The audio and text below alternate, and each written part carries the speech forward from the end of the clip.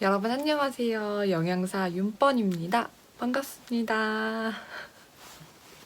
오늘은 드디어 어린이 급식관리 지원센터에 대한 여러분의 질문들을 들어보고 답변을 해드리는 영상을 찍어보려고 해요.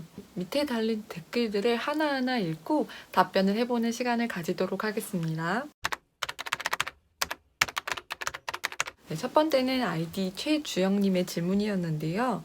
어린이 급식관리지원센터 취업하려고 할 때 자격증이나 토익이 필요한지, 그리고 면접 준비할 때 꿀팁 같은 것이 있는지, 또 채용 공고는 사람인이나 잡코리아 등을 참고해서 주로 자주 올라오는 시기가 언제인지 물어보셨어요. 우선 어린이 급식관리지원센터에 필요한 자격증은 제가 전에 영상에서도 말씀했다시피 어린이와 관련된 자격증 같은 것도 좋고요. 그 다음에 운전면허증 정말 필요하고요. 컴퓨터 관련 자격증, 포토샵이라든지 엑셀이라든지 파워포인트 이런 것들, 문서 작성 능력이 좀 높은 컴퓨터 자격증을 따놓으시면 좋고요. 그리고 토익은 보는 데도 있을 수 있어요. 전에 영상에서도 말했다시피 어린이 교육하고 관련된 그런 자격증 같은 거 알아보시면 좋을 것 같고요. 그래서 제 생각에는 어린이 관련된 자격증, 그리고 업무 능력을 높일 수 있는 컴퓨터 자격증이 있으면 좋을 것 같습니다. 채용 공고는 사람인이나 잡코리아 같은 데서도 많이 하긴 하는데요. 영양사들은 기본적으로 영양사 도우미라는 사이트에서 구인구직을 많이 해요. 그래서 영양사 도우미는 우선 다 회원가입을 하시면 다 볼 수 있는데, 영양사 면허를 따신 다음에 면허 번호를 인증을 하시면 연봉 같은 경우는 그 후에 알 수가 있어요. 그리고 자주 올라오는 시기는 아무래도 연초나 연말에 가장 많이 올라와요. 사람의 마음이 이제 연말, 연초에 이제 많이 그만두고 뭐 이런 게 좀 있다 보니까 아무래도 연말, 연초에 좀 많이 나는 편인 것 같아요. 네, 그리고 면접 준비 꿀팁 같은 경우는 제가 Q&A 후에 다시 한 번 더 설명해 드릴게요. 끝까지 영상 지켜봐 주세요. 그리고 아이디 김세희님의 질문입니다. 영양사나 식품 회사 쪽으로 가려면 조리사 자격증이나 한식 자격증 같은 것이 꼭 필요한가요?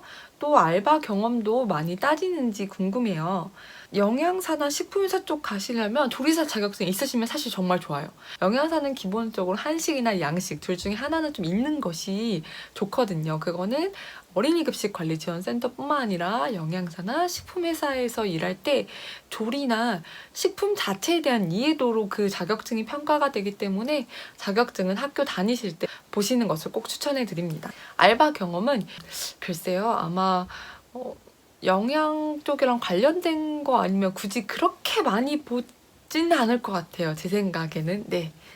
아이디 INIJ님께서 질문해 주셨던 거는 어린이 급식관리지원센터 영양사를 하면서 공부를 할 수 있냐, 이걸 질문해 주셨는데 이건 개인의 역량 아닐까 싶어요. 아마 질문의 취지는 이걸 거라고 생각을 해요. 그만큼 일에 여유가 있냐라는 건데요. 이것도 사실은 센터마다 너무 달라서 얘기를 드리기가 조금 어려운 부분이에요.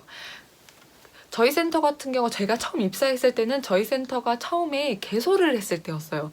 그때는 거의 야근이 없는 날이 없었어요. 일의 양이나 좀 야근이나 이런 부분들 같은 경우는 센터의 계획마다, 그리고 팀의 계획마다 달라지기 때문에 정확히 말을 할 수 없지만, 저 같은 경우는 식단이 있는 식단을 15일까지 내야 돼서 그 전에는 무조건 야근을 할 수밖에 없습니다. 그리고 계약직 공무원으로 인정되어서 경력이 다른 공기업에도 호봉이 이어지는지를 물어보셨는데요. 안 됩니다. 그리고 전 보라님께서 질문해 주셨어요.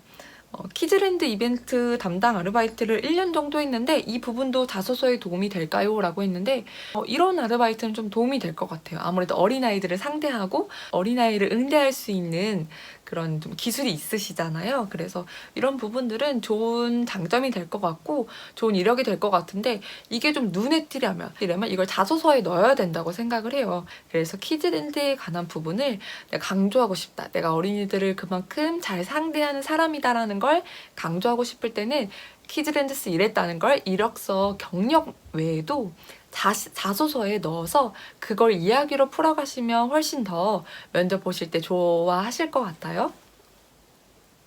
그리고 영양사 면허증, 운전면허증, 한식 자격증, 그의 컴퓨터만 자격증만 있으면 충분할까요? 라고 하시는데 저는 이 정도면 충분할 것 같아요. 그치만 면접 때 어떻게 말하고 어떻게 응대하느냐에 따라서 면접에 이제 당락이 결정이 되겠죠.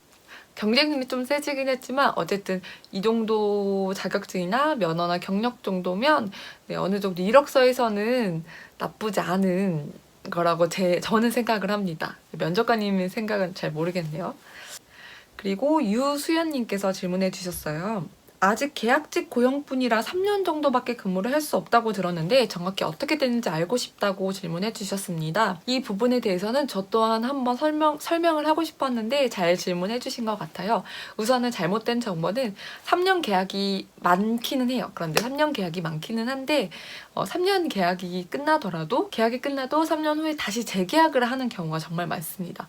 물론 이제 직원분께서 일을 좀 수월하게 일의 능력이 탁월하지 못했다라고 판단되어지면 그 부분이 좀 달라질 수 있겠지만 선생님께서 일을 잘해주셨는데 굳이 자를 이유가 없거든요. 그리고 계약직 고용, 센터장님부터 팀장님까지 팀원 모두 다 계약직입니다. 이런 부분들은 지금 계속 정부에게 말을 하고 있고 법안을 마련하고 있는 상황이라고 알고 있고요. 그런데 걱정하신 것처럼 그렇게 계약직이 불안전하지는 않습니다. 김예린님께서 질문해 주셨어요. 어린이급식관리지원센터에서 관심이 생겼는데 채용 공고는 지역마다 다른지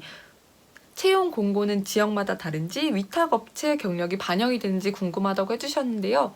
먼저 채용 공고는 지역마다 다른 것이 아니라 센터마다 다릅니다. 사람이 비면 채용을 하는 거기 때문에 채용 공고는 뭐라고 말을 할 수가 없어요. 위탁업체의 경력이 반영이 된지 네, 당연히 됩니다. 단체급식 경력은 분명히 어린이급식관리지원센터 일할 때 너무 큰 도움이 돼요. 그리고 꿍꿍님께서 물어봐 주셨는데요. 스펙을 아실 수 있냐고 물어봐 주셨는데 저는 스펙 정말 단촐합니다.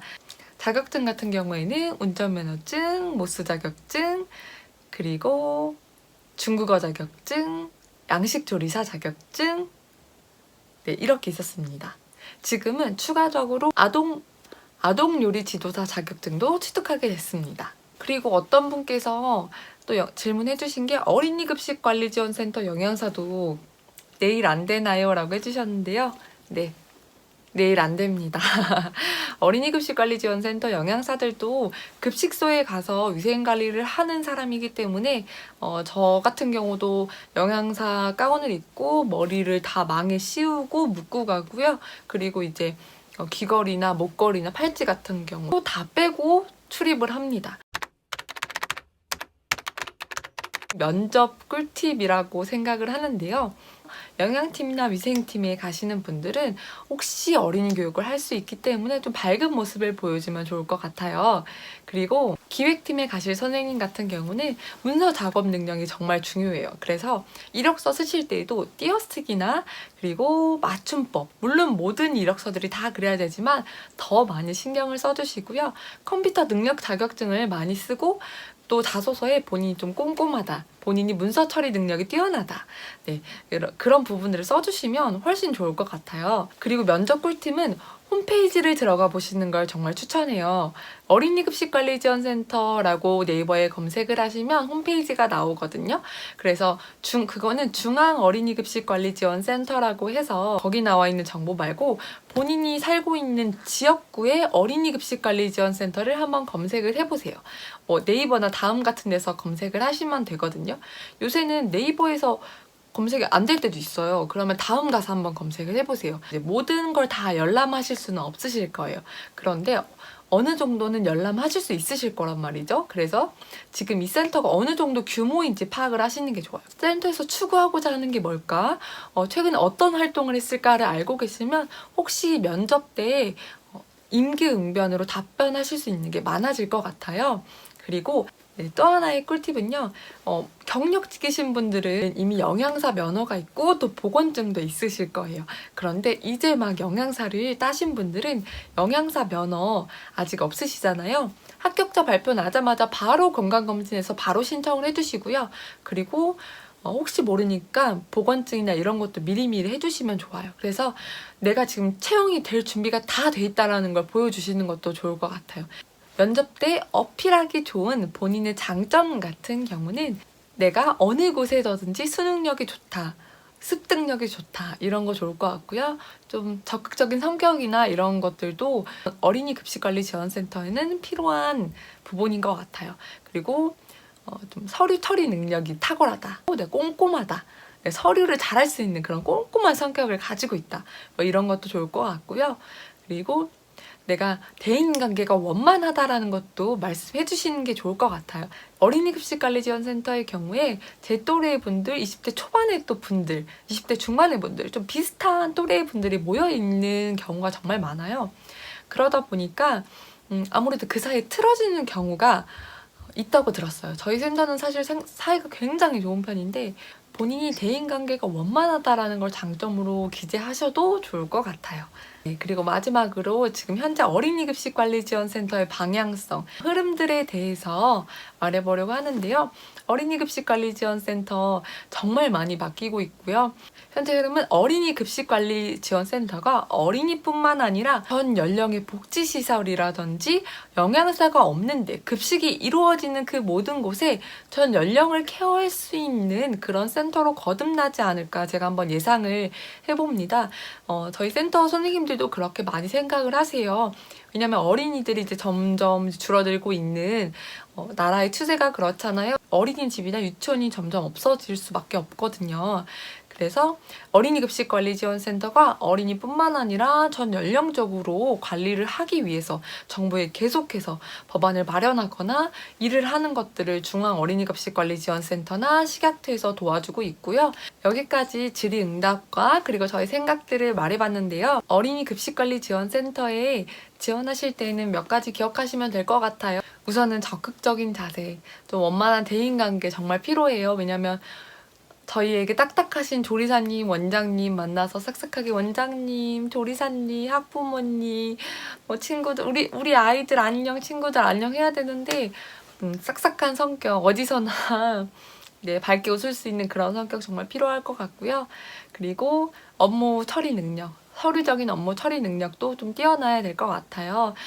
네, 어떠셨나요? 질문들에 대한 답변과 그리고 저의 생각들을 정리해봤어요. 여러분께 작지만 큰 도움이 되셨으면 좋겠습니다. 이후에는 어린이급식관리지원센터 영양사뿐만 아니라 영양사에 대한 꿀팁이나 영양사가 되기 위해서 어떻게 해야 되는지 다시 한 번 더 다른 영상으로 만나 뵐게요. 영상 시청해주셔서 감사합니다. 다음에 또 만나요. 구독과 좋아요 부탁드려요. 안녕.